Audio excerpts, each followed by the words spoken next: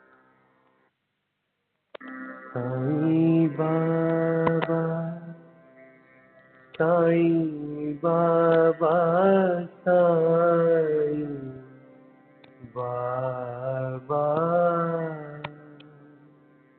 साईं बाबा साईं बाबा साईं बाबा साईं बाबा साईं बाबा साईं बाबा साईं बाबा साईं बाबा साईं बाबा साईं बाबा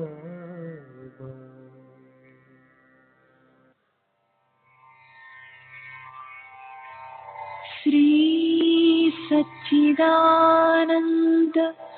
सद्गुरु साईनाथ महाराज की जय। सद्गुरु श्री साईनाथुनि शरद बाबू जी की जय।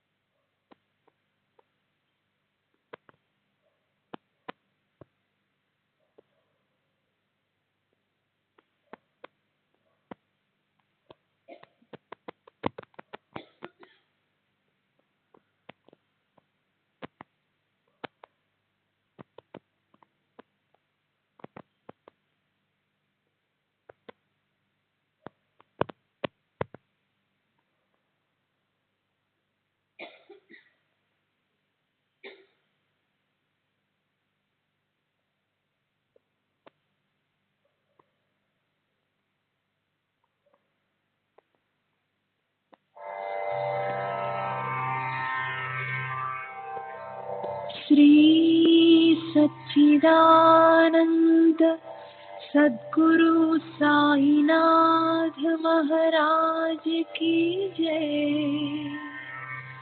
सद्गुरु श्री साईनाथुनि शरद बाबूजी की जय।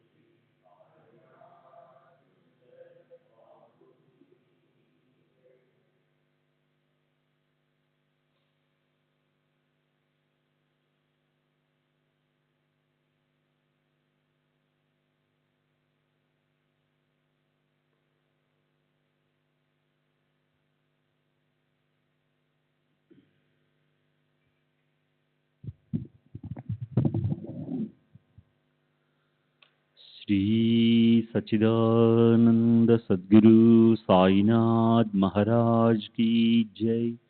सद्गुरु श्री साईनाथ शरद बाबू जी की जय।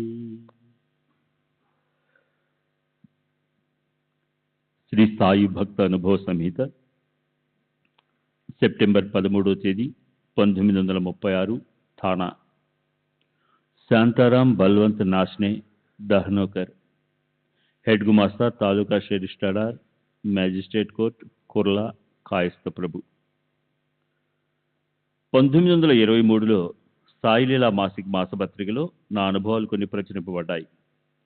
ఈ పత్రికను అన్ని తరగతుల ప్రజలు చదువుతారనే అభిప్రాయం ఉంది. కాబట్టి సామాన్య ప్రజలు విశ్వసించని, అర్థం చేసుకోలేని, వారి అవగాహనకు అందని విషయాలను చెప్పకుండా సంగ్రహంగా నా అనుభవాలను తెలియజేశాను.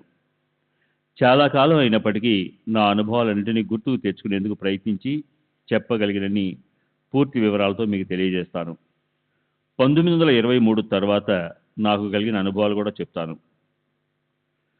1909లో జరిగిన కొన్ని సంఘటనలకు శ్రీ సాయిబాబాకు సంబంధం ఉన్నట్లుగా అప్పట్లో అనిపించలేదు.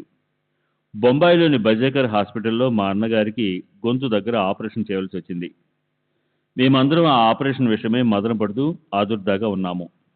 అప్పుడు నేను దహన్లో ఉన్నాను. మా ఇంటికి ఒక సాధువు వచ్చి 2 రొట్టె ముక్కలుంటే పెట్టమని అడిగాడు. మేము అతనిని లోనికి ఆహ్వానించి సాదరంగా కూర్చోబెట్టి భోజనం వడ్డించాము. మా వదిన గారు ఆ సాధువుకు అన్ని పదార్థాలు వడ్డించింది, కానీ సాధువులకు వడ్డించ తగినది కాదని తలచి బెండకాయ కూర వడ్డించలేదు. అయితే ఆ సాధువు ప్రత్యేకంగా ఆ కూరనే అడిగి పెట్టించుకుని తిన్నాడు.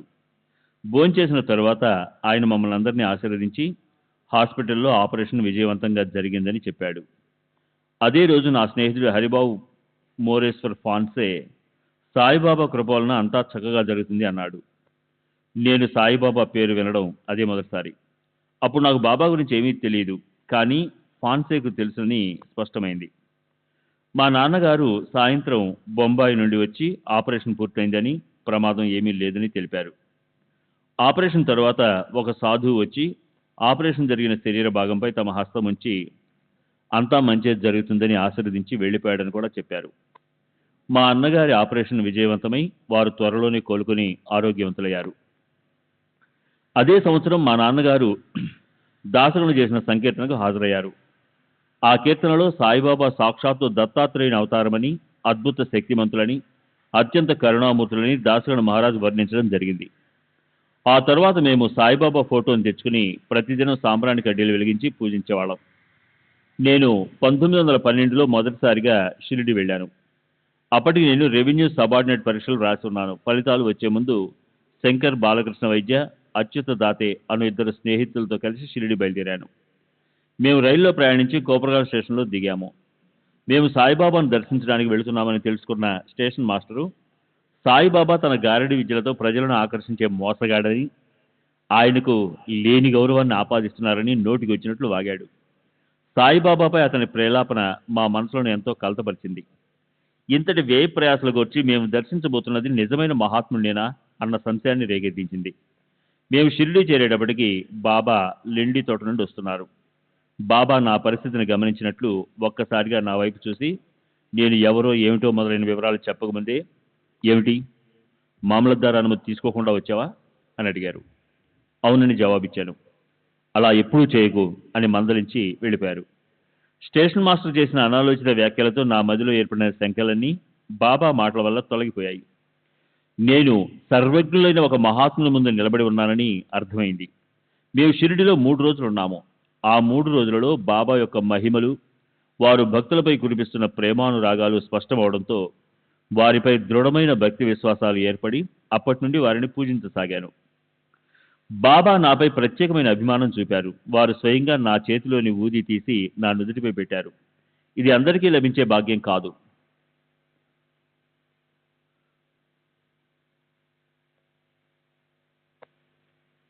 ఒకరోజు ఆరతి సమయానికి మసీదు చేరిన భక్తులతో పాటు నేను ఉన్నాను. బాబా నన్ను చూసి వాడాకెళ్ళి భోంచేసి రమ్మన్నారు. బాబా, ఈరోజు ఏకాదశి అన్నాను. సాధారణంగా నేను ఏకాదశి రోజుల్లో ఉపవాసం ఉండను, కానీ నా 2 మిత్రులకు ఏకాదశి రోజు ఉపవాసం ఉండే అలవాటు ఉంది. నా మిత్రులు ఉపవసిస్తుండగా నేను మాత్రం భోజనం చేయడం బాగుండదని నేను ఉపవాసం ఉంటున్నాను. బాబాకు నేను ఉపవసించడం ఇష్టం లేదు. వైద్య దాతలను చూపిస్తూ, వీళ్ళు పిచ్చివాళ్ళు, నువ్వు వాడకు వెళ్ళి భోజనం చేసిరా అని బాబా నాతో అన్నారు. నేను వాడాకెళ్ళి భోజనం పెట్టమని అడిగాను. వాడాలో భోజనం వడ్డించే వ్యక్తి ఏకాదశి పూట కూడా భోజనం కోసం ఆరాటపడుతున్నానని గొడుక్కుంటూ ఆరతి అయ్యేంత వరకు భోజనం పెట్టనని చెప్పి మసీదుకు బయలుదేరాడు. నేను అతని వెంటే వెళ్ళాను. నన్ను చూస్తూనే, భోంచేసేవా అని బాబా మళ్ళీ అడిగారు. బాబా, ఆరతి వేళ అయింది కదా, ఆరతి అయిన తర్వాత భోజనం చేస్తానన్నాను.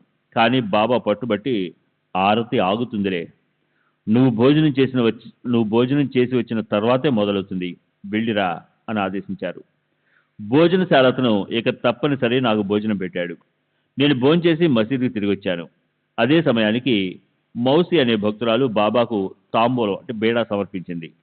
బాబా ఆ తాంబూలం నాకిచ్చి తినమన్నారు.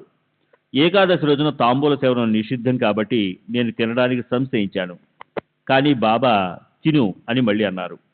నేను తాంబూలం వేసుకుని నమలసాగాను. ఆ తర్వాతే ఆరతి మొదలైంది. ఆరతి అయిన తరువాత బాబా నా వద్ద 4 రూపాయలు, వైద్య వద్ద 16 రూపాయలు దక్షిణ తీసుకున్నారు. దాతే బాబాకు దక్షిణ సమర్పించాలనుకోలేదు కనుక బాబా అతనిని దక్షిణ అడగలేదు. అప్పుడు ఒక మార్వాడి బాలిక బాబాను సమీపించి నారింజ పండు కావాలని అడిగింది. దాతే తన అల్పాహారం కొరకు కొన్ని నారింజ పండ్లు వాడాలో దాచుకుని మిగతా వాటిని బాబాకు సమర్పించాడు. సర్వజ్ఞులైన బాబాకు తెలియని విషయం అంటూ ఏదీ ఉండదు కదా. దాతేను వాడాకెళ్ళి నారింజ పండ్లు తీసుకురమ్మన్నారు. కానీ దాతే వాటిని పలహారం కోసం దాచుకున్నానని చెప్పి బాబా అడిగినప్పటికీ వాటిని ఇచ్చేందుకు నిరాకరించాడు.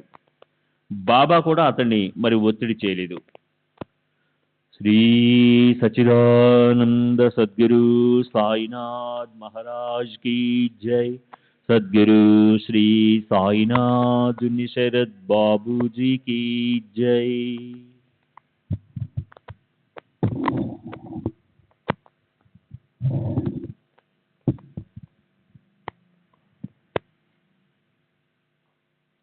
మేము షిరిడీలో ఉన్నప్పుడు నా పట్ల, నా కుటుంబం పట్ల బాబా ఎంతో అభిమానం చూపారు.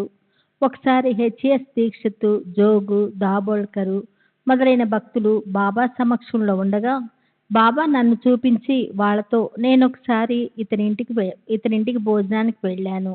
అప్పుడు ఇతడు నాకు బెండకాయ కూర వడ్డించలేదు అన్నారు. ఆ మాటలు వినగానే 1909లో మా అన్నగారికి ఆపరేషన్ జరిగినప్పుడు మా ఇంటికి వచ్చిన సాధువు రూపం నా మనసులో మెదిలింది.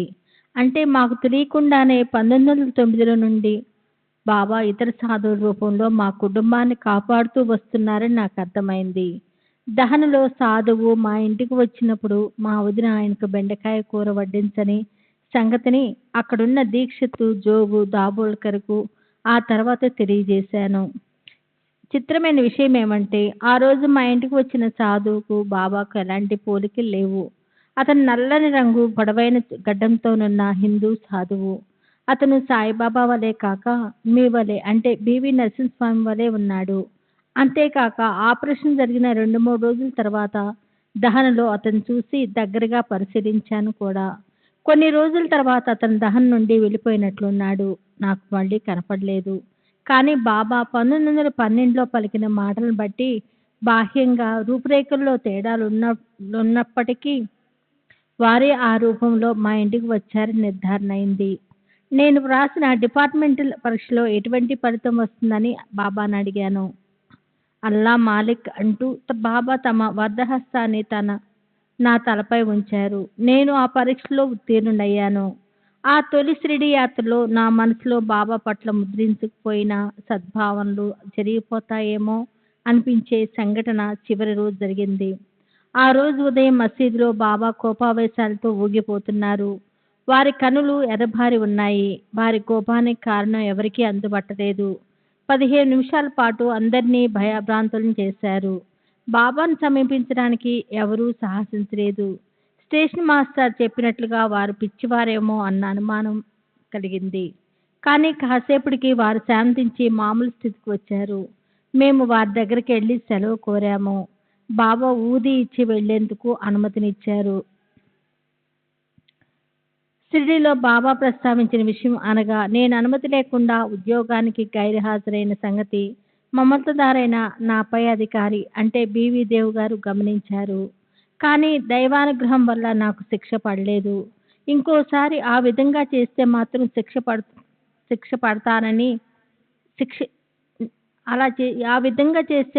శిక్షింపబడతానని హెచ్చరించి వదిలివేశారు. నేను అడగకుండానే 1912లో బాబా మరో అనుభవాన్ని ఇచ్చారు. నేను ఠానా జిల్లాలోని తహన్లో పనిచేస్తూ ఉండేవాడిని. గ్రామ ప్రాంతాల నుండి నగరానికి బదిలీ కావడం అంత సులభమేమీ కాదు. 1912లో నేను షిరిడీ వెళ్ళినప్పుడు బాబా ఉద్యోగానికి బొంబాయి రా అన్నారు.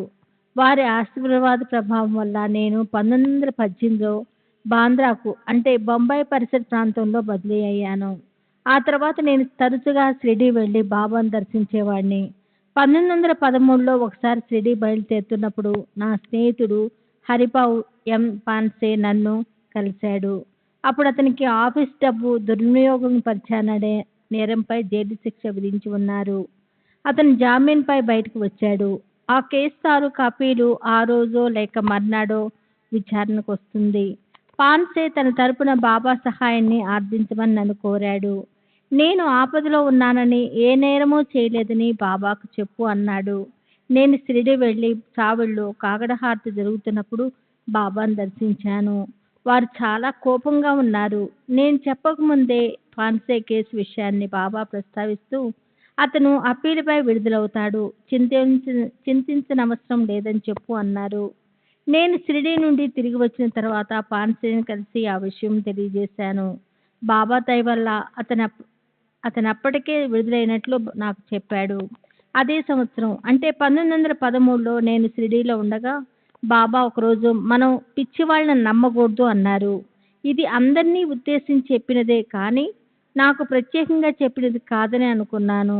కానీ అది సాధారణ హితవాక్యం కాదని నాకు ప్రత్యక్షంగా చేసిన హెచ్చరిక కానీ 1914లో జరిగిన ఒక సంఘటన ద్వారా తెలిసింది. నేనప్పుడు దహన్లో కోశాధికారిగా పనిచేస్తూ ఉండేవాడిని. రామకృష్ణ బలవంత పాన్సే అనే వ్యక్తి అక్కడ ఉండేవాడు. అతనికి మతిస్థిమితం లేదు. ఎవరికి ఏ హాని తలపెట్టనందున అతన్ని ఎవరు పట్టించుకునేవారు కాదు. ఒకరోజు నా దినచర్యలో భాగంగా బాబా ఫోటోను, ఇతర దేవతామూర్తులను పూజ చేస్తున్నాను. మా పూజ గది సమీపంలో ఉన్న వంటింటి గుమ్మంలో ఆ పిచ్చివాడు నిలబడి ఉన్నాడు. అకస్మాత్తుగా అతను నా మీద పడి 2 చేతులతో నా మెడ పట్టుకొని నీ రక్తం త్రాగుతాను అంటూ నా గొంతు కొరికేందుకు ప్రయత్నించాడు. నాకప్పుడు ఏం చేయాలో తోచక నా చేతికి అందిన ఉద్దరిని తీసుకొని అతని నోట్లో గుచ్చాను. దాంతో పాటుగా నా చేతి వేలు అతని నోట్లోకి వెళ్ళిపోయింది. అతను నా వేలును గట్టిగా కొరగసాగాడు. నేను మరో చేత్తో నా మెడను విడిపించుకునేందుకు ప్రయత్నించసాగాను. అతని గోళ్లు నా మెడలోనికి గుచ్చుకుపోయాయి. అంతలో మా అమ్మ పరుగున వచ్చి అతని పట్టు నుండి విడిపించడానికి సహాయపడింది. అప్పటికే నేను స్పృహ కోల్పోయాను. తర్వాత ఏవో చికిత్సలు చేసి నన్ను మామూలు స్థితికి తెచ్చారు. నా వేళ్లకైన గాయాలు కూడా మానిపోయాయి. ఆ తర్వాత నేను షిరిడీ వెళ్ళినప్పుడు అక్కడున్న అన్నా చెంచనీకర్ అనే భక్తునికి బాబా నన్ను చూపించి, అన్నా, నేను ఒక్క క్షణం ఆలస్యం చేసినా ఇతను చనిపోయి ఉండేవాడు. ఆ పిచ్చివాడు ఇతని గొంతు నిలిమేసి ఉండేవాడు. అతని భార్య నుండి నేను విడిపించాను. ఏం చేస్తాం? నా బిడ్డలు నేను కాపాడకపోతే మరెవరు కాపాడుతారు అన్నారు. శ్రీ సచ్చిదానంద సద్గురు సాయినాథ్ మహారాజ్ కీ జై. శ్రీ సాయినాథుని శరత్ బాబూజీ కీ జై. 31/3/1915న మాకు ఒక భయానక సంఘటన ఎదురైంది. నేను, శాంతారాం మోరేశ్వర్ పస్నే మరికొందరు ఎడ్ల బండిలో ఒక దట్టమైన అడవి గుండా రాత్రివేళ ప్రయాణిస్తూ రాన్షేట్ కనుమ వద్దకు వచ్చాము. ఆ ప్రదేశంలో పెద్ద పులుల బెడద ఎక్కువని చెప్తారు. అకస్మాత్తుగా ఒక చోట భయంతో ఎద్దులు వెనుకకు నడవసాగాయి. అదృష్టవశాత్తు అవి బండిని పక్కకు లాగలేదు. ఆ ఇరుకు దారిలో బండి ఏమాత్రం పక్కకు జరిగినా అక్కడున్న అగాధమైన లోయలో పడి ఎడ్ల బండితో సహా మేమందరము నామరూపాలు లేకుండా పోయేవాళ్ళం. అంతలో శాంతారాం ఎదురుగా పొంచి ఉన్న ప్రమాదాన్ని చూపించాడు. మా బండికి కాస్త దూరంలో ఒక పెద్ద పులి పడుకొని మా వైపే చూస్తూ ఉంది. చీకటిలో దాని కళ్ళు మిలమిల మెరుస్తున్నాయి. బండి లోయలో పడిపోకుండా, చక్రాలు వెనక్కి వెళ్లకుండా అడ్డంగా పెద్ద రాయిని కానీ కర్రను కానీ పెట్టేందుకని శాంతారాం పస్నే క్రిందకు దిగదలచి నన్ను బండి పగ్గాలు పట్టుకోమన్నాడు. నేను పగ్గాలు పట్టుకొని ఎలుగెత్తి జై సాయిబాబా పరుగున వచ్చి మమ్మల్ని కాపాడు అని అరిచాను. మిగిలిన వారు కూడా పెద్దగా అరిచారు. దానితో పులి భయపడి మా బండి పక్క నుండి వెళ్ళిపోయింది. బాబాపై మాకున్న నమ్మకమే నాకు ధైర్యాన్ని ఇచ్చి ఆ సమయంలో బాబాను ఎలుగెత్తి పిలిచేలా చేసి ఆ ప్రమాదం నుండి బయటపడవేసింది. పై సంఘటన జరిగిన తరువాత అదే సంవత్సరం 1915లో షిరిడీ బయలుదేరాను. స్టేషన్లో విఎస్ సామంత్ అను భక్తుడు ఒక టెంకాయ 2 అణాలు ఇచ్చి ఆ 2 అణాలతో కలకండా కొని వాటిని బాబాకు సమర్పించమని కోరాడు. నేను షిరిడీ చేరి బాబాను దర్శించి టెంకాయ సమర్పించాను. కానీ సామంత్ ఇచ్చిన 2 అణాల విషయం పూర్తిగా మర్చిపోయాను. నేను ఇంటికి వెళ్ళడానికి బాబా అనుమతి కోరినప్పుడు అలాగే చితలి మీదుగా వెళ్ళు, కానీ ఈ పేద బ్రాహ్మణుడి 2 అణాలు నీ దగ్గర ఎందుకు పెట్టుకున్నావు? మాజే గరీబ్ బ్రాహ్మణచే దోన్ అనే కా టేవ్తోస్ అని బాబా అడిగారు. బాబా అన్న మాటలతో నాకు ఆ సంగతి గుర్తొచ్చి సామంత్ ఇచ్చిన 2 అణాలు సమర్పించాను. నేను తిరిగి అనుమతి కొరకు ప్రార్థించినప్పుడు, ఇప్పుడు నీవు వెళ్ళవచ్చు, ఏదైనా పని చేస్తానని ఎవరి దగ్గరైనా ఒప్పుకుంటే దానిని బాధ్యతాయుతంగా నిర్వహించు, లేదా ఒప్పుకోకు అని నవ్వుతూ హితవు పలికారు. ఓసారి నేను షిరిడీలో ఉన్నప్పుడు శంకర్రావు బాలకృష్ణ వైద్య వచ్చాడు. బాబా అతనిని 16 రూపాయల దక్షిణ అడిగారు. శంకర్రావు తన వద్ద డబ్బు లేదని చెప్పాడు. కాసేపు ఆగి మళ్ళీ శంకర్రావును 32 రూపాయల దక్షిణ అడిగారు. శంకర్రావు మళ్ళీ అదే విధంగా సమాధానమిచ్చాడు. మరి కాసేపు ఆగి ఈసారి 64 రూపాయల దక్షిణ అడిగారు. బాబా, మేము ధనవంతులం కాదు, మా దగ్గర అంతంత పెద్ద మొత్తాలు ఎలా ఉంటాయి అన్నాము. అయితే వసూలు చేసి ఇవ్వండి అన్నారు. బాబా ఈ మాటలు బాబా త్రికాలజ్ఞతకు అద్దం పడతాయని మాకు తర్వాత తెలిసింది. ఎలాగంటే కొన్ని రోజుల తర్వాత బాబా అస్వస్థతకు గురయ్యారు. అప్పుడు నామ సప్తాహనం జరిగింది. వచ్చిన వారందరికీ పెద్ద ఎత్తున అన్న సంతర్పణ జరిపేందుకు చందాలు సేకరించవలసి వచ్చింది. దాబోల్కర్ ఆదేశానుసారం నేను, శంకర్రావు చందాలు వసూలు చేశాము. వసూలైన మొత్తం సరిగ్గా 64 రూపాయలు మాత్రమే. ఆ డబ్బు సిడి పంపాము. ప్లేగు జ్వరంతో బాధపడుతున్న రావుజీ శకారం వైద్య కుమారుడు మోరు కొరకు నేను బాబా ఊదిని ఇచ్చాను. ఊది మహిమతో జ్వరం తగ్గింది. తలాటీగా పనిచేసే పరశురాం అప్పాజీ నాన్సే ఒక దీర్ఘవ్యాధితో బాధపడేవాడు. కాస్త వైద్య పరిజ్ఞానం ఉన్న మా నాన్న మరికొందరు వైద్యులు చేసిన చికిత్సలు విఫలమయ్యాయి.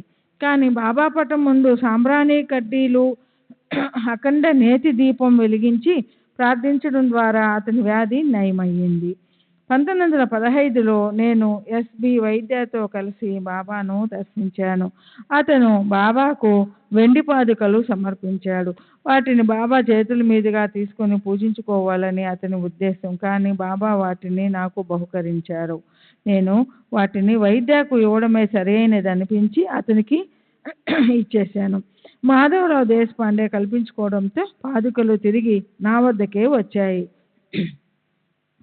వైద్య వద్ద మరొక జత పాదుకలు ఉన్నాయి.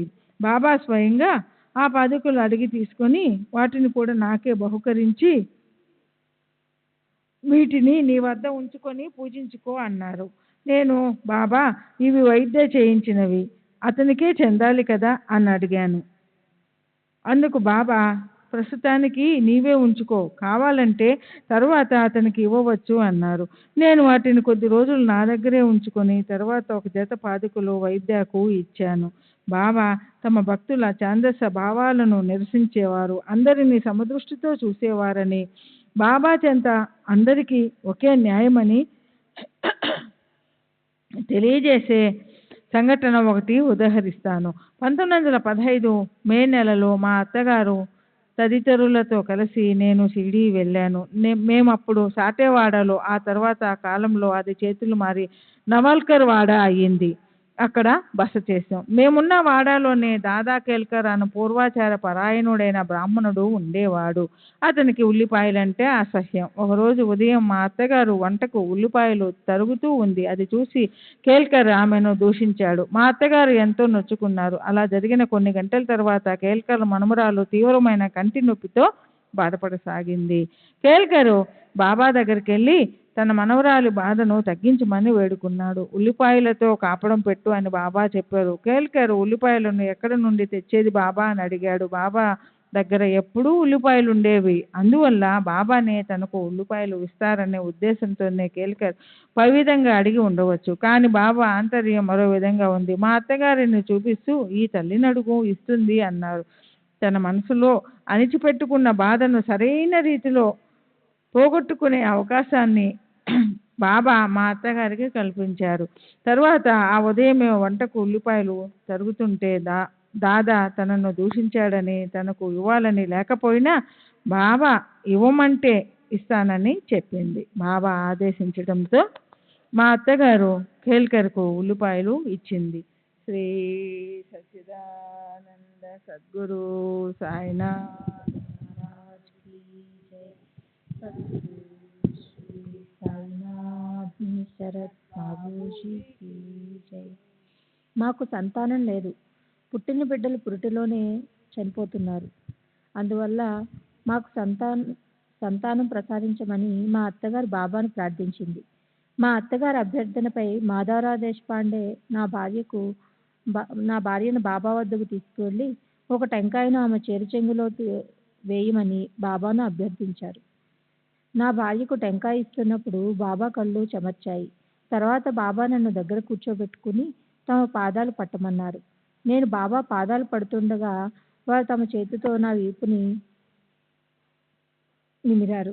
బాబా నాపై చూపుతున్న కరుణకు నేను వారికి కృతజ్ఞతలు తెలుపుతూ, పిచ్చివాడు నన్ను చంపడానికి వచ్చినప్పుడు బాబా ఫోటో నా దగ్గర ఉన్నందువల్లే నేను రక్షింపబడ్డానని వారితో అన్నాడు. బాబా నా మాటలు విని, భగవంతుడే యజమాని, అన్నీ వారి ఆజ్ఞ ప్రకారమే జరుగుతాయి అన్నారు. తర్వాత మేమిద్దరం ఆలింగనం చేసుకున్నాము.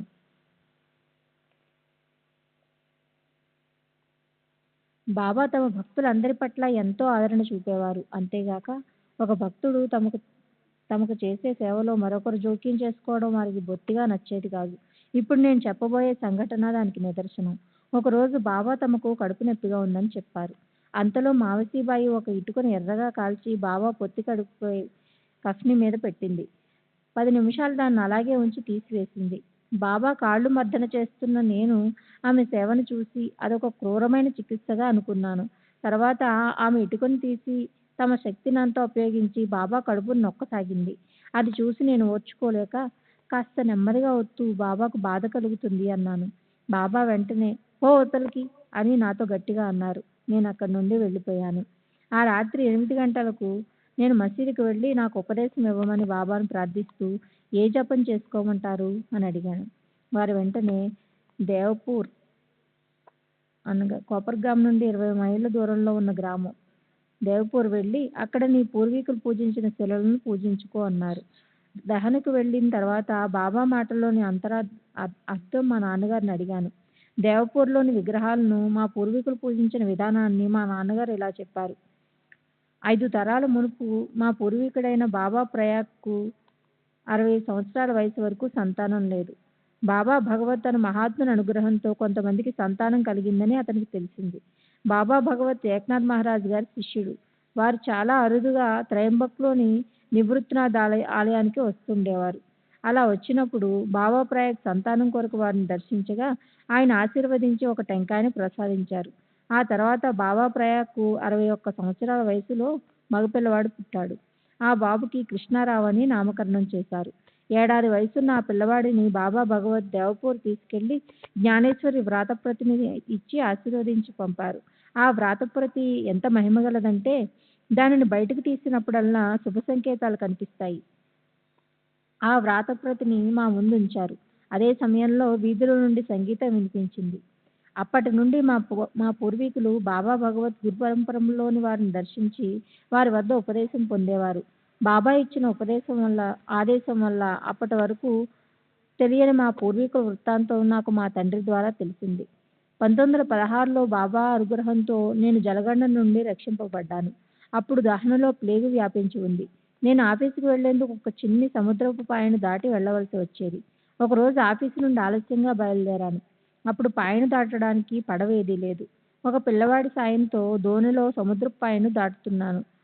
నేను ఒకవైపుకు కొద్దిగా వాలినందున దోణి తలక్రిందులైంది. మేము నీటిలో పడిపోయాము. నన్ను కాపాడమని ఆర్తిగా బాబాను ప్రార్థించాను. దోణి నడిపే పిల్లవాడు గజేతగాడు, చాలా చురుకైన వాడు. నేను నీటిలో మునిగిపోతున్న సమయంలో దూరంగా నిలిచి ఉన్న ఓడ నుండి నీటిపై తేలుతున్న తాడును నా వైపు విసిరి పట్టుకోమన్నాడు. ఆ పిల్లవాడి అరుపులు విని ఓడలోని వాళ్ళు ఒక పడవను పంపి మమ్మల్ని రక్షించారు. బాబా నా భార్యకు టెంకాయ ప్రసాదించి ఆశీర్వదించిన తర్వాత 1919లో మాకు ఒక మగబిడ్డ కలిగాడు. వాడు మూలా నక్షత్రంలో పుట్టాడు. మేము వాడికి కాలూరామ్ అని పేరు పెట్టాము. వాడు 8 సంవత్సరాలు మాత్రమే జీవించాడు. కాలూరామ్కి 3వ సంవత్సరం 1921లో 3వ సంవత్సరం రాగానే మూలా నక్షత్ర ప్రభావం వల్ల పిల్లవాడి తల్లి అనగా నా మొదటి భార్య చనిపోయింది. నా భార్య చనిపోతుందని తెలిసే టెంకాయను ప్రసాదించేటప్పుడు బాబా కన్నీరు కార్చారని మాకు అర్థమైంది. కానీ ప్రజ్ఞావంతుడు యోగాంశ కలిగిన బాలునికి జన్మనిచ్చినందుకు నా భార్యావియోగ బాధ కాస్త ఉపశమించింది. కాలూరామ్ 3 సంవత్సరాల వయసున్నప్పుడే రామ్ హరిరామ్ అనే మంత్రాన్ని జపించడం మొదలుపెట్టాడు. హరి విజయంలోని విషయాలు కథలుగా చెప్పడం ప్రారంభించాడు. మా పక్క ఇంట్లో హెడ్గే అనే భక్తుడు పండితుడు ఉండేవాడు. అతని ఇంట్లో ప్రతిదినం హరి విజయం పారాయణ చేయబడేది. కాలూరామ్ ప్రజ్ఞావంతుడే కాక తన గత జన్మల స్మృతులను పోసగుచ్చినట్లు చెప్పేవాడు. కాలూరాంతో పరిచయం ఉన్న వారందరూ వాడి ప్రతిభను చూసి సంభ్రమాశ్చర్యాలకు లోనయ్యేవారు. హెడ్గే కాలూరాంను క్షుణ్ణంగా పరిశీలించి అతను శ్రీకృష్ణుని చెలికాని అవతారంగా ప్రకటించాడు. అతని భావనకు తగినట్లు కాలూరాం తను శ్రీకృష్ణునితో కలిసి ఆడిన ఆటలు, చేసిన వెన్న దొంగతనాలు కళ్ళకు కట్టినట్లు వర్ణించేవాడు. కృష్ణుడు నన్ను ఎప్పుడూ ఏడిపించేవాడు. అందుకు నేను ఒకసారి అతని తొడని గిల్లాను అని చెప్పేవాడు. ఒకసారి కృష్ణుడు నా వీపుపై ఎక్కి ఉట్టిపై ఉన్న పెరుగు కుండను నాపై బోర్లించాడు. ఇంతలో ఆ ఇంటి గోపిక వచ్చింది. ఇలా కృష్ణలీలలు వర్ణిస్తూ ఉండేవాడు. వీడి మాటలు విన్న తర్వాత హెడ్గే చెప్పిన మాటలు నిజమనే అనిపించేది. హెడ్గే ఇంటిలో ఆ రోజు జరిగే పారాయణంలో వచ్చే విషయాలన్నీ ముందే వివరించేవాడు. ఒకరోజు వాడు తలకు ముసుగు వేసుకుని ఒక మూలను కూర్చుని ఉండడం గమనించాను. కాలు ధ్యానమగ్నుడైనట్లు నిశ్చలంగా కూర్చుని ఉన్నాడు. వాడి కళ్ళను నాకు కనిపించనివ్వకుండా తలపై వేసుకున్న ముసుగు కప్పివేసింది. నేను వెళ్ళి ముసుగు తొలగించాను. వాడి కనుపాపులు పైకి తిరిగి ఉన్నాయి. ముసుగు ఎందుకు వేసుకున్నావని అడిగాను. నేను ఎప్పుడూ ఇలాగే చేస్తుంటాను అన్నాడు. ఎందుకు ఇటువంటి సాధన చేస్తున్నావని అడిగాను. అందుకు వాడు నవ్వాడు. వాడి వయసుకి మించిన పరిణతికి నేను ఆశ్చర్యపోయాను. ఒకసారి సందేశ్ మాసపత్రిక తెమ్మన్నాడు. నేను తెచ్చి ఇచ్చాను. దాని ముఖ చిత్రం శ్రీకృష్ణుడిది. శ్రీకృష్ణుని చుట్టూ ఓం అనే ప్రణవం ముద్రించబడి ఆకర్షణీయంగా ఉంది. కాలూరాం దానిని కత్తిరించి గోడకు అంటించాడు. దానిలో ఒక ప్రకటన ఉంది. హిజ్ మాస్టర్స్ వాయిస్, తన యజమాని స్వరం. గ్రామ్ఫోన్ రికార్డుల ప్రకటన అది. ఆ ప్రకటనలో గ్రామ్ఫోన్ ముందు కూర్చుని ఉన్న ఒక కుక్కబొమ్మ ముద్రించబడి ఉంది. అప్పుడు మా ఇద్దరి మధ్య సంభాషణ ఇలా జరిగింది. కాలూరాం: ఇదేమిటి? నేను: గ్రామ్ఫోన్ రికార్డుల వారిచ్చిన ప్రకటన. కాలూరాం: ఇది శ్రీకృష్ణుడిచ్చిన ప్రత్యేక సందేశం. నేను: ఏమిటి ఆ ప్రత్యేక సందేశం? కాలూరాం: కుక్క ఏం వింటుంది? నేను: గ్రామ్ఫోన్ నుండి వచ్చే సంగీతాన్ని. కాలూరాం: కుక్క తన యజమాని స్వరం వింటుంది. దాన్ని చూడు, అది నిశ్చలంగా కూర్చుని ఎంత శ్రద్ధగా వింటుందో. మనం కూడా నిశ్చలంగా ఉండాలి. చూడు, నేను ఎలా కూర్చుని ఉన్నానో. నువ్వు కూడా అలాగే కూర్చుని ఏకాగ్రతతో వినాలి. అప్పుడు నీకు బాబా స్వరం వినిపిస్తుంది. నేను: నీకు బాబా స్వరం ఎలా తెలుసు? కాలూరాం: నాకు తెలుసు, కానీ నీకు చెప్పను. అనుభవం ద్వారా నువ్వే తెలుసుకో. శ్రీ సచ్చిదానంద సద్గురు సాయినాథ్ మహారాజ్ की जय. सद्गुरु श्री साईनाथ सरत बाबूजी की जय.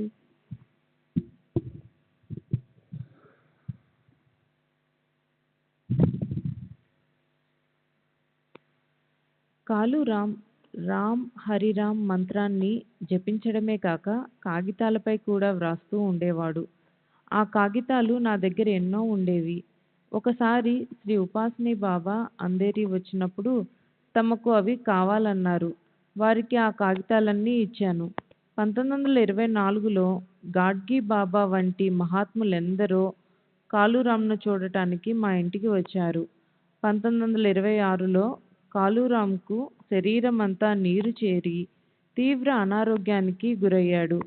మేము వాడికి బాబా ఊది మాత్రమే ఇచ్చాము. కానీ వ్యాధి కొంతకాలం కొనసాగింది. వైష్ణవులకు పర్వదినమైన ఒక కార్తీక శుద్ధ ఏకాదశి నాడు వేలాది యాత్రికులు పండరీపురంలోనూ ఇతర వైష్ణవ క్షేత్రాలలోనూ ఎంతో భక్తిపూర్వకంగా జరుపుకునే పర్వదినం. కాలూరాంకు అంతిమ గడియలు సమీపించాయి. ఒక కార్తీక శుద్ధ ఏకాదశి నాడు కాలూరాంకు అంతిమ గడియలు సమీపించాయి. నన్ను తన ప్రక్కకు పిలిచి జ్ఞానేశ్వరి తెమ్మన్నాడు. అందులో 13వ అధ్యాయాన్ని తెరిచాడు. అటువంటి బిడ్డను పోగొట్టుకున్నందుకు నాకు దుఃఖం ఆగలేదు. కాళూరాం నన్ను ఓదార్చుతూ, ఇందులో దుఃఖించేందుకు ఏముంది? ఈ 13వ అధ్యాయాన్ని పెద్దగా చదువు. నేను ఈరోజు వెళ్ళిపోతున్నాను అన్నాడు. దుఃఖభారంతో నేను చదవలేకపోయాను. అప్పుడు ఆ పుస్తకాన్ని తన ముందుంచుకొని తుదిశ్వాస విడిచాడు. అట్లా పసితనంలోనే చనిపోవటం ఎంతో విచారకరమైనప్పటికీ కాళూరాం ఉత్తమ జీవితానికి కార్తీక ఏకాదశి నాడు యుక్తమైన ముగింపు లభించింది. ఆ విషయం బాబాకు ముందే తెలుసు కాబట్టే 1918లో మాకు టెంకాయ ప్రసాదిస్తూ కన్నీరు కార్చారంటే అందులో ఆశ్చర్యమేముంది? బాబా అనుగ్రహం వల్ల నా వంశం నిలబడింది. 1922లో అంటే కాళూరాం తల్లి చనిపోయిన మరుసటి సంవత్సరం నా తల్లిదండ్రులు నాకు 2వ వివాహం చేయడానికి సంబంధాలు వెతకసాగారు. 2 సంబంధాలు వచ్చాయి. ఒకటి ధనవంతులది, రెండవది పేదవారిది. మొదటి అమ్మాయికి 600 రూపాయల వరకు కట్న కానుకలు ఇవ్వటానికి సిద్ధపడ్డారు. మా నాన్న ఆ సంబంధాన్నే ఖాయం చేయదలిచాడు. కానీ నాకు ఇష్టం లేదు. మా అమ్మకు సాయిబాబా కలలో కనిపించి ఆ ధనవంతుల సంబంధం చేసుకోవద్దని చెప్పి అంతర్ధానమయ్యారు. ఆ కలలోనే మా అమ్మ మరో అమ్మాయిని చూసింది. తరువాత ఒక పేద అమ్మాయిని నాకిచ్చి పెండ్లి చేయాలని తలచి ఆ అమ్మాయి పినతండ్రి మమ్మల్ని సంప్రదించాడు. మా అమ్మ వెళ్ళి ఆ అమ్మాయిని చూసింది. చిత్రంగా మా అమ్మ కలలో చూసింది ఆ అమ్మాయినే. ఆ అమ్మాయితోనే నా వివాహం 1922లో జరిపించారు. మాకు చాలామంది సంతానం కలిగారు. బాబా ఆశీస్సుల వల్ల వాళ్ళందరూ క్షేమంగా ఉన్నారు. బాబా ఆశీస్సులు అని నేను మాట వరుసకి చెప్పడం లేదు. బాబా నన్ను రక్షించిన విధంగానే నా పిల్లలను కూడా ఎలా రక్షించారో తెలియజేస్తాను. 1926లో నా కుమారుడు సాయినాథ్ ఉరఫ్ హరేశ్వర్కు 8-9 నెలల వయసుంటుంది. కాళూరాం టపాసులు, బెంగాల్ అగ్గిపుల్లలు తెచ్చుకున్నాడు. వాటిని పిల్లలందరూ కలిసి కాల్చుకుంటున్నారు. ఒక పిల్లవాడు కాల్చిన అగ్గిపుల్లొకటి విసిరేశాడు. అది సాయినాథ్పై పడి వాడికి తొడిగిన బట్టలు అంటుకొని రాజుకోసాగాయి. పిల్లలు ఆ ప్రమాదాన్ని గమనించకుండా ఆడుకుంటున్నారు. నా భార్య క్రింద వాకిట్లో ఏదో పనిలో ఉంది. అకస్మాత్తుగా ఒక ఫకీరు ఆమె ముందు ప్రత్యక్షమై చేతితో మిద్దెను చూపిస్తూ, అక్కడ ఏం జరుగుతుందో చూడు అన్నాడు. ఆమె పరుగున మిద్దెపైకి వెళ్ళి సాయినాథ్ బట్టలు అంటుకొని ఉండటం చూసింది. వెంటనే సమయస్ఫూర్తితో మంటలు వ్యాపించకుండా బట్టలను పట్టుకొని చేతులతో నలిపి మంటలను ఆర్పివేసింది. చిత్రమేమంటే ఒంటి మీదున్న గుడ్డలు 35 కాలిపోయినా ఒళ్ళు కాలిన ఛాయలేమీ కనిపించలేదు. సరి అయిన సమయంలో ఫకీరు వచ్చి హెచ్చరించబట్టి పిల్లవాడు రక్షింపబడ్డాడు. మంటలను ఆర్పివేసిన తర్వాత నా భార్య బయటకు వచ్చి చూస్తే ఫకీరు జాడే లేదు. ఈ ఫకీరు ఎవరై ఉంటారు? ప్రమాదం జరుగుతున్న విషయం ఫకీర్కి ఎలా తెలిసింది? జాగరూకతతో నా పిల్లలను గమనిస్తూ చివరి క్షణంలో తల్లిని పంపి వారిని కాపాడవలసిన అవసరం ఆ ఫకీరుకు ఏముంది? శ్రీ సచ్చిదానంద సద్గురు సాయినాథ్ మహారాజ్ కీ జై. సద్గురు శ్రీ సాయినాథ్ నిసరత్ బాబూజీ కీ జై.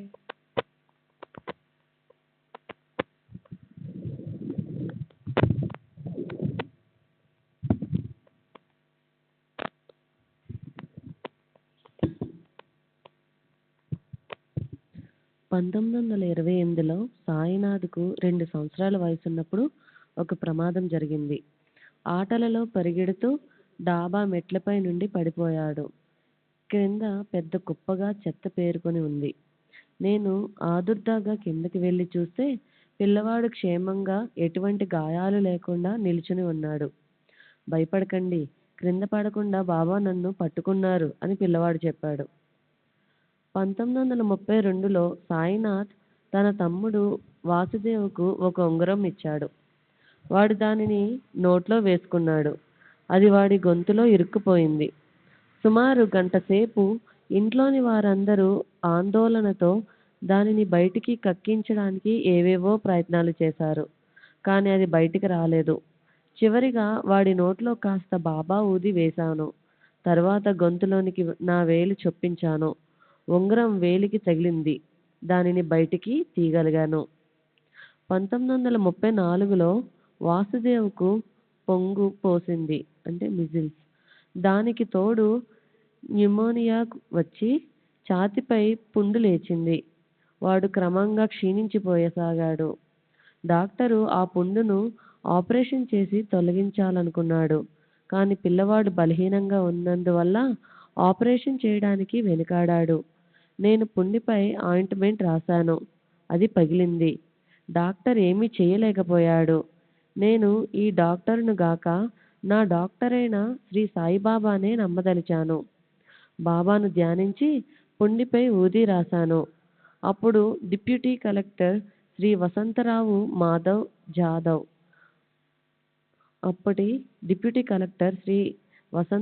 మాధవ్ జాదవ్ నేను చేస్తున్నదంతా గమనించి విస్తుపోయాడు. నువ్వు చేస్తున్న ఈ ఊది చికిత్స వల్ల పుండు మానుతుందని అనుకుంటున్నావా అని అడిగాడు. తప్పకుండా మానిపోతుందని చెప్పాను. ఎన్ని రోజులలో అని ప్రశ్నించాడు. 24 గంటలలో అని చెప్పాను. ఆ రోజు రాత్రి బాబా నా కలలో కనబడి, 24 గంటలు ఎందుకు చెప్పావు? వెంటనే అని చెప్పి ఉండాల్సింది అన్నారు. నా పొరపాటుకు క్షమించమని బాబాను కలలోనే వేడుకున్నాను. మరుసటి రోజుకి పుండు మానిపోయింది. జాదవ్ ఆశ్చర్యపోయాడు.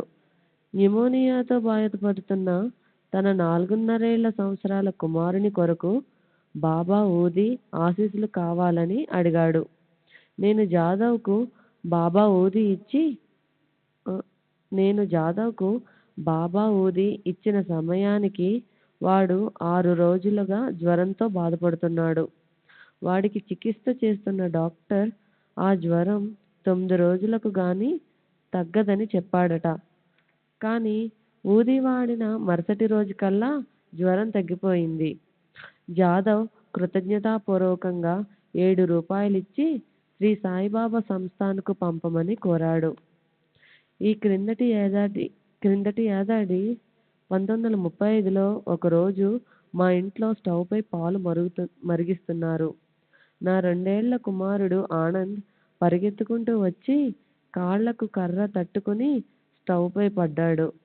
సాధారణంగా అలాంటి సమయంలో మరిగిన పాలు పైన పడి చర్మం బొబ్బలెక్కడమో, బట్టలు అంటుకొని కాలడమో జరుగుతుంది.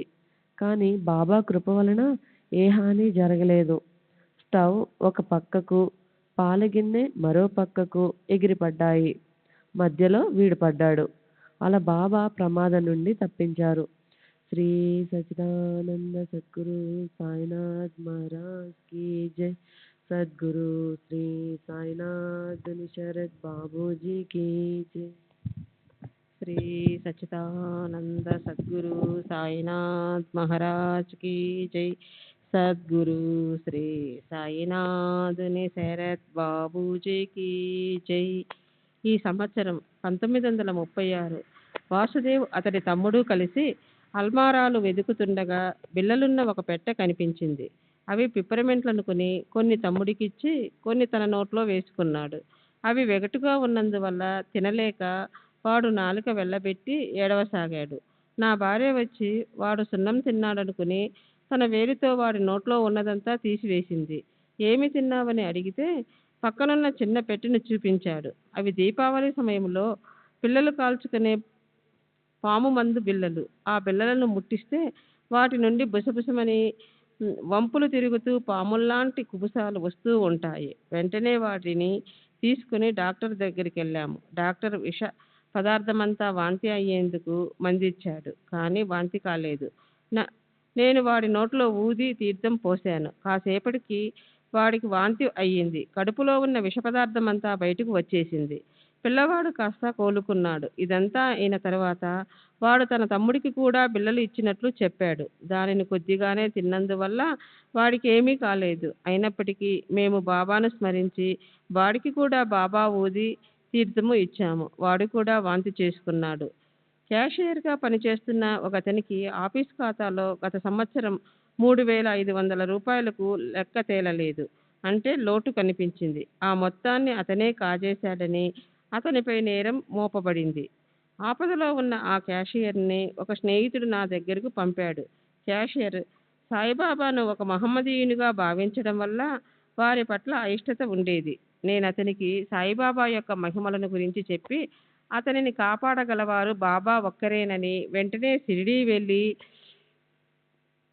వారిని క్షమించమని ఆర్థించి సహాయం కొరకు ప్రార్థించమని చెప్పాను. నా సలహా మేరకు అతను షిరిడీ వెళ్ళాడు. బాబా ఫోటోను తెచ్చుకొని సగున్మేర్ నాయక్ సహాయంతో దానిని బాబా సమాధిపై పెట్టి ఆర్తిగా ప్రార్థించాడు. తర్వాత ఫోటోను తీసుకుని షిరిడీ నుండి తిరిగి వచ్చాడు. అప్పటి నుండి అతని పరిస్థితులు మెరుగుపడసాగాయి.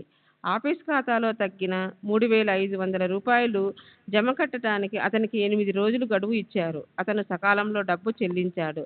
ఆ విషయం అంతటితో సమసిపోయింది. అతను అనుకున్నట్లు అతనిని విచారించడం కానీ, ఉద్యోగం నుండి తొలగించడం కానీ జరగలేదు. వీసీ చిట్నీస్ అనే అతనికి కూడా బాబా నుండి ఇదే విధమైన సహాయం అందింది. చిట్నీస్ అతను ఉద్యోగం నుండి తొలగించిన తరువాత నా దగ్గరికి వచ్చాడు. నేను అతడి బరువు బాధ్యతలన్నీ బాబాపై మోపి షిరిడీ వెళ్ళి వారిని ప్రార్థించమని చెప్పాను. అతను అలాగే చేశాడు. తర్వాత అతడిని తిరిగి ఉద్యోగంలో చేర్చుకున్నారు. శ్రీ సచ్చిదానంద సద్గురు సాయినాథ్ మహారాజ్ కీ జై. సద్గురు శ్రీ సాయినాథ్ శరత్ బాబూజీ కీ జై. శ్రీ సచ్చిదానంద సద్గురు సాయినాథ్ మహారాజ్ కీ జై. సద్గురు శ్రీ సాయినాథుని శరత్ బాపూజీకి జై. నా కుటుంబ సభ్యులు సద్గతి పొందడానికి బాబా ఎలా సహాయపడ్డారో తెలియజేస్తాను.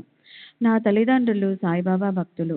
1926లో మా అమ్మ చనిపోయే నాటికి ఆమెకు 70 సంవత్సరములు. ఆమె చివరి శ్వాస విడిచేంత వరకు సాయిబాబా ఫోటోను తన ముందుంచుకుంది. చనిపోయే ముందు ఆమె నన్ను తన పక్కన కూర్చొని విష్ణు సహస్రం నామాన్ని పెద్దగా చదవమని చెప్పింది. నేను అలాగే చేశాను. ఆమె రామ్ రామ్ అంటూ తుది శ్వాస విడిచింది. నా రెండవ భార్య 1929లో మరణించింది. ఆమె సద్గతి పొందడానికి నేను చేయగలిగినంతా చేయదలచి ఆమె చితాభస్మాన్ని అస్థికలను నాసిక్లోని గోదావరిలో కలిపి తగిన విధంగా శ్రాద్ధ కర్మలు జరుపదలిచాను. కానీ కొన్ని సమస్యలు చుట్టుముట్టాయి. మా నాన్నగారికి సుస్థి చేసింది. భార్య పోయిన దుఃఖంతో పాటుగా తదుపరి కార్యక్రమాలు ఏర్పాట్లు, అందుకు కావలసిన డబ్బు సమకూర్చుకోవడం వంటి భారాలు నాపై పడడంతో నాకు ఏం చేయాలో తోచలేదు. ఎలాగో 80 రూపాయలు జేబులో వేసుకొని నా 3 సంవత్సరాల చిన్న బిడ్డను ఇంటిలో వదిలి నాసిక్కు రైల్లో బయలుదేరాను. విక్టోరియా స్టేషన్లో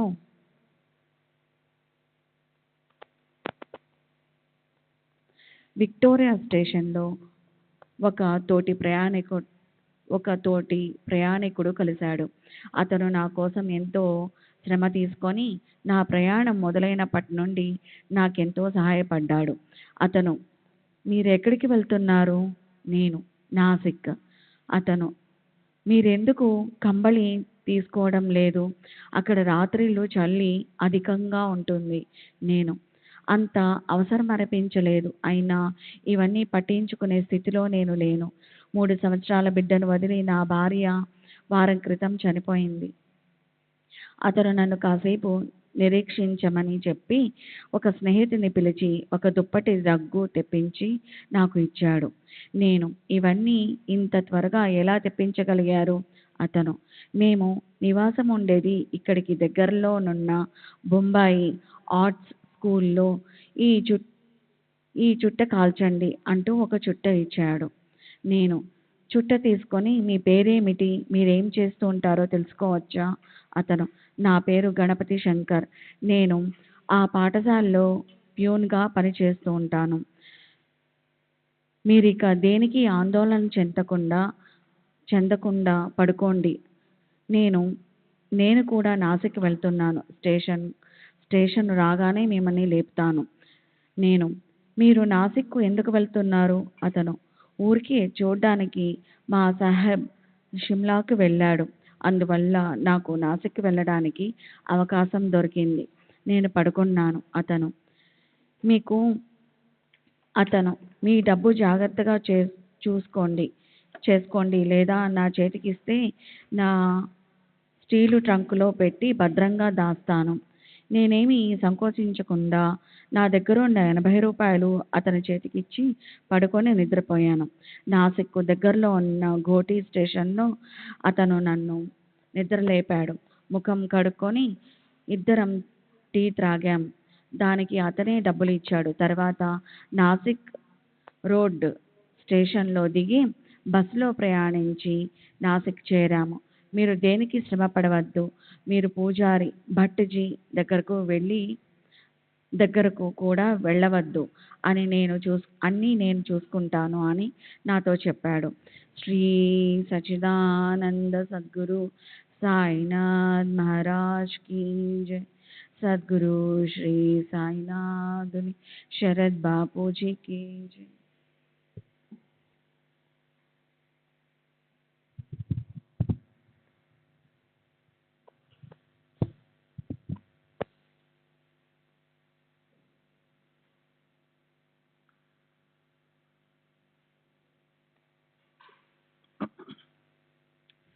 నాసిక్ చేరేటప్పటి నుండి 12వ రోజు చేసే కర్మకాండ వరకు నా వెంటే ఉండి ఒక ప్యూన్ లాగా అన్నీ అతనే చూసుకున్నాడు. ఆ విషయాలన్నీ అతనికి బాగా తెలుసుండడంతో శాస్త్రోక్తంగా పిండ ప్రదానం చేయించాడు. ఒక బ్రాహ్మణుణ్ణి ఏర్పాటు చేసి పిండాన్ని రామ్కుండ్ దగ్గరకు తీసుకెళ్లమన్నాడు. రామ్కుండ్ దగ్గరున్న గోదావరిలో అస్థికలను ఎలా కలపాలో, ప్రవాహ వేగానికి అవి కొట్టుకొని పోకుండా ఎలా గట్టిగా పట్టుకోవాలో కూడా వివరించాడు. చిత్రమైన విషయం ఏమిటంటే, అతను చెప్పినట్లు నేను అస్థికలను ఎంత గట్టిగా పట్టుకున్నప్పటికీ అవి కలకండలాగా వేగంగా కరిగి గోదావరిలో కలిసిపోయాయి. 12వ రోజు గణపతి శంకర్ను బొంబాయి రావాల్సిందిగా అతనికి ఒక టెలిగ్రామ్ వచ్చింది. అతను నా దగ్గర తీసుకున్న డబ్బుకు పైసాతో సహా లెక్క చెప్పాడు. తరువాత నాసిక్లోనున్న దేవాలయాలన్నింటికి తీసుకుని వెళ్ళి దర్శనం చేయించాడు. అక్కడ ఒక దేవాలయంలో ఒక సన్యాసి అతనిని గుర్తుపట్టి పలకరించాడు. అతను తనకు వచ్చిన టెలిగ్రామ్ చూపించాడు. కర్మకాండ చేసిన బ్రాహ్మణుడు గణపతి శంకర్ చాలా తెలివిగలవాడని, అతనికి ఎంతో శాస్త్ర పరిజ్ఞానం ఉందని మెచ్చుకున్నాడు. మామూలుగా బ్రాహ్మణుడు అశుభ కార్యాలకు ముందు విఘ్నేశ్వర పూజ అనవసరం అని తలచి ఆ పూజ జరుపకపోతే అతను చేస్తున్నది సరైన పద్ధతి కాదని గణపతి శంకర్ చెప్పాడు. అయినప్పటికీ ఆ పూజారి సంశయిస్తుంటే ఒక పండితుడిని అడగమని చెప్పాడు. ఆ పండితుడు గణపతి శంకర్ చెప్పిన దానినే సమర్థించాడు. గణపతి శంకర్ తన అడ్రస్ ఇచ్చి నన్ను అంధేరిలో కలుస్తానని చెప్పి ఆ రోజే తిరిగి వెళ్ళిపోయాడు. నేను నాసిక్ నుండి బొంబాయి తిరిగి వెళ్ళిన తరువాత నాకు ఎంతో సహాయం చేసిన గణపతి శంకర్ నన్ను కలవకపోవటంతో నేనే బొంబాయి ఆర్ట్స్ స్కూల్కు వెళ్ళాను. అక్కడ విచారిస్తే గణపతి శంకర్ అను పేరు గల వారెవరూ ప్యూన్గా ఆ స్కూల్లో పనిచేయడం లేదని, ప్యూన్ నుండి ప్రిన్సిపల్ దాకా అందరూ ధృవీకరించారు.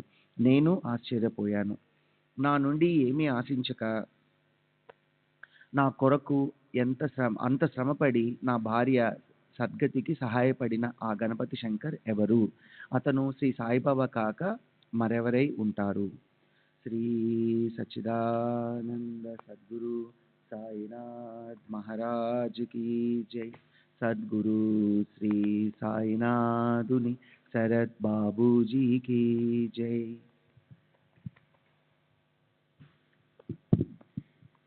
1927లో కాలారాంకు పుట్టు వెంట్రుకలు తీయించేందుకు షిరిడీ తీసుకుని ఆ కార్యక్రమం పూర్తి చేయించాను.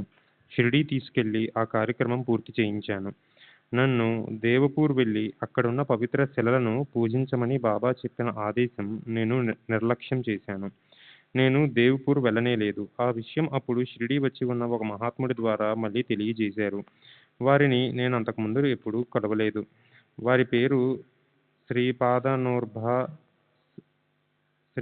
నరసోభా పాంచ్లేంగాకర్. వారు నాను మహారాజ్గా వ్యవహరింపబడేవారు. అప్పుడు వారి వయసు 15 సంవత్సరాలు. నేనెవరో, సాయిబాబా నాకు ఉపదేశం గురించి ఏమి చెప్పారోనన్న విషయాలు ఆయనకు తెలియవు. అయినా వారంతట వారే దేవ్పూర్ వెళ్ళావా అని అడిగారు. నేను విస్తుపోతూ వెళ్ళలేదు నాను మహారాజ్. ఎందుకు వెళ్ళలేదు? నేను దేవ్పూర్లోని మా గురు పరంపరలో నేను గురువుగా స్వీకరించి ఉపదేశం పొందేందుకు వయసులో నాకన్నా పెద్దవారు ఎవరూ లేరు నాను మహారాజ్. అయితే ఏమైంది? నా గురువు నాకన్నా చిన్నవారు. వారి పేరు దోయి ఫోడే. నీ గురువు పేరు భగవత్. నాను మహారాజ్ తమ గురువును నాకు చూపిస్తానని మాట ఇచ్చారు. నాను మహారాజ్ గుర్తుకు తెచ్చిన బాబా ఆదేశాన్ని నెరవేర్చడానికి దేవ్పూర్ వెళ్ళి ఉపదేశం పొందాను. మరుసటి సంవత్సరం నాను మహారాజ్ బొంబాయి వస్తున్నట్లు నాకు సమాచారం అందింది. వారిని దర్శించేందుకు నేను విక్టోరియా స్టేషన్కు వెళ్ళాను. రైలు వచ్చి ఆగింది. నాను మహారాజ్ ఒక బోగీలో ఉన్నారు. వారిని చూడడానికి వచ్చిన జనం మధ్యలో పిలిచి వారిని గురువును చూపించారు. వారు 8 సంవత్సరాల బాలుడైన శ్రీపాద రామకృష్ణ దోయి ఫోడే. శ్రీ దోయి ఫోడే ప్రస్తుతం గుంటూరులో మెట్రిక్యులేషన్ విద్యను అభ్యసిస్తున్నారు.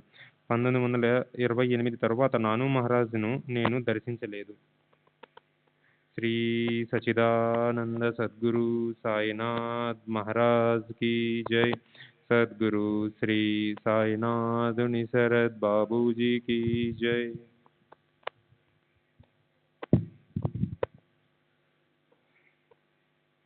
నేను ప్రార్థించినంతనే అన్యులను సైతం బాబా కాపాడిన ఒక సంఘటన గురించి చెప్పి నా అనుభవాల సుదీర్ఘ వివరణను ముగిస్తాను.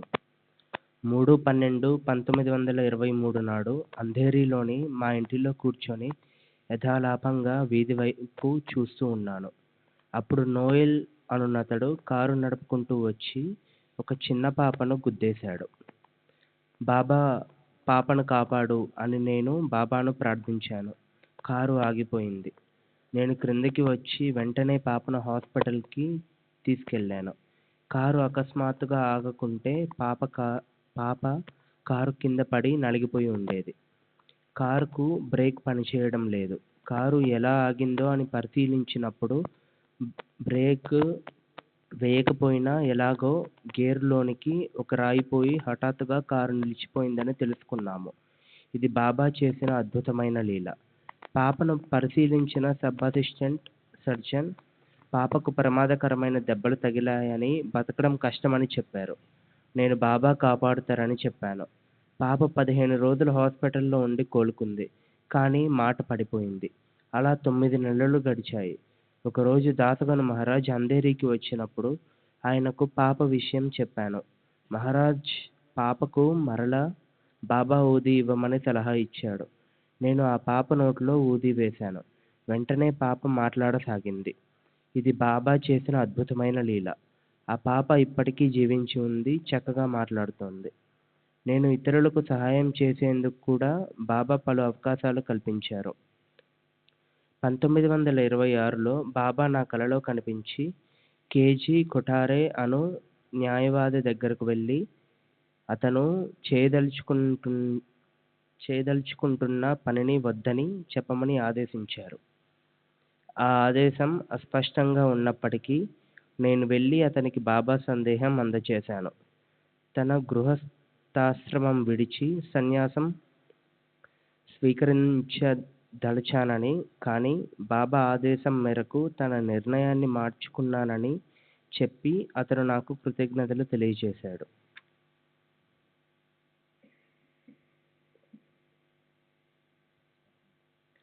సెప్టెంబర్ 23వ తేదీ 1936 దాది అఘియారీ వీధి, బొంబాయి. శ్రీ నారాయణాశ్రమ్ సన్యాసి మరియు వేదశ్రమ స్వామి. భక్తుడు. వయసు 58 సంవత్సరాలు. వామన్ మఠ్, గంగాపురి వాయు. 1910లో దాసగను మహారాజ్ కీర్తనల ద్వారా నాకు సాయిబాబా యొక్క పేరు, గొప్పతనం తెలిసాయి. వారు జీవించే ఉన్నారా అని ఆయనను అడిగాను. అవును, షిరిడీలో ఉన్నారు అని చెప్పారు. 5 రోజుల తర్వాత నేను షిరిడీ వెళ్ళి వారిని దర్శించాను. ఆ తర్వాత 6 నెలల్లో 9 సార్లు షిరిడీ వెళ్ళి బాబాను దర్శించడం జరిగింది. श्री सच्चिदानंद सद्गुरु साईनाथ महाराज की जय। सद्गुरु श्री साईनाथ शरद बाबू जी की जय।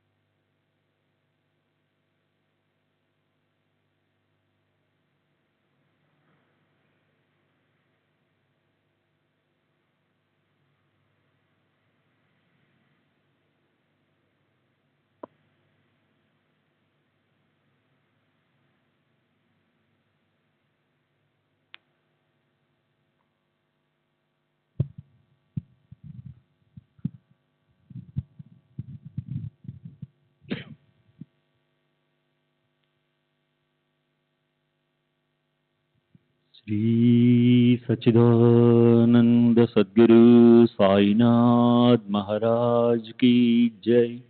सद्गुरु श्री साईनाथ शरद बाबू जी की जय। साई रहम नजर करना, बच्चों का पालन करना। साई रहम नजर करना, बच्चों का पालन करना। जाना तुमने जगत पसार, सब ही झूठ जमाना।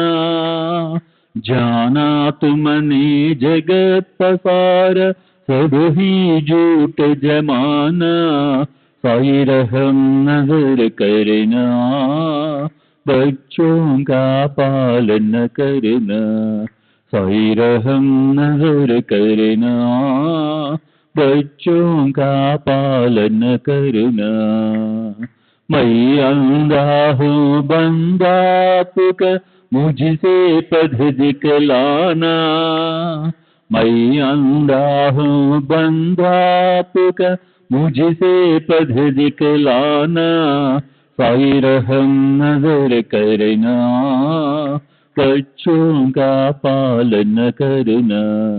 साई रहम नजर करना, बच्चों का पालन करना। दास गणों कहे अब क्या बोलूं, थक गई मेरी रसना। दास गणों कहे अब क्या बोलूं, थक गई मेरी रसना। साई रहम नजर करना, बच्चों का पालन करना। साई रहम नजर करना, बच्चों का पालन करना।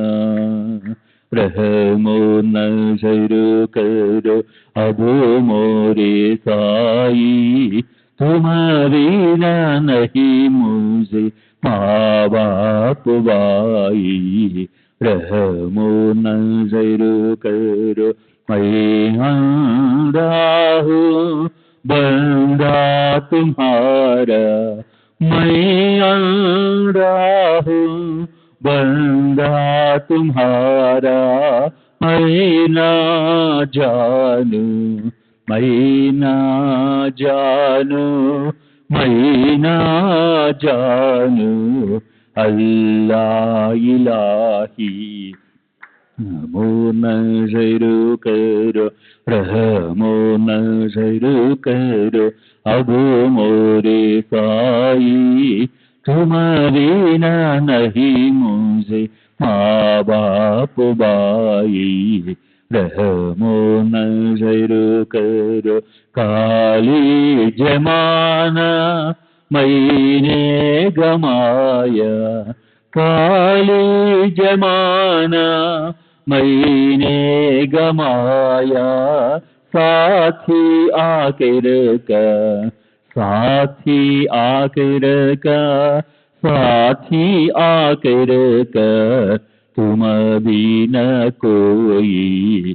रहमो नजर करो, रहमो नजर करो, अब मोरे साई तुम बिना नहीं मुझे माँ बाप बाई। रहमो नजर करो, अपने मस्जिद का झाड़ू गड़ो है, अपने मस्जिद का झाड़ू गड़ो है, मालिक हमारे, मालिक हमारे, मालिक हमारे, तुम बाबा साई। रहमो नजर करो, रहमो नजर करो, अब मोरे साई तुम बिना नहीं मुझे माँ बाप बाई। रहमो नजर करो। श्री सच्चिदानंद सद्गुरु साईनाथ महाराज की जय। सद्गुरु श्री साईनाथ निशरद बाबू जी की जय।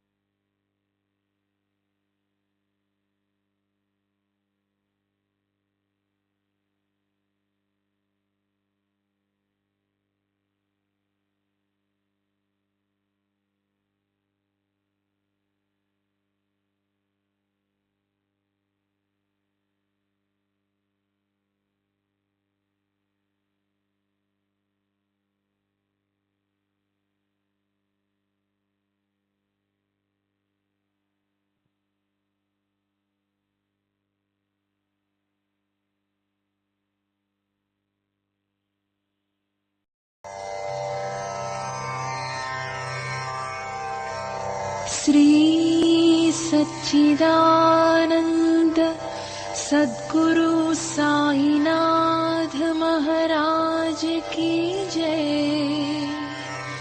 सद्गुरु श्री साईनाथुनि शरद बाबू जी की जय।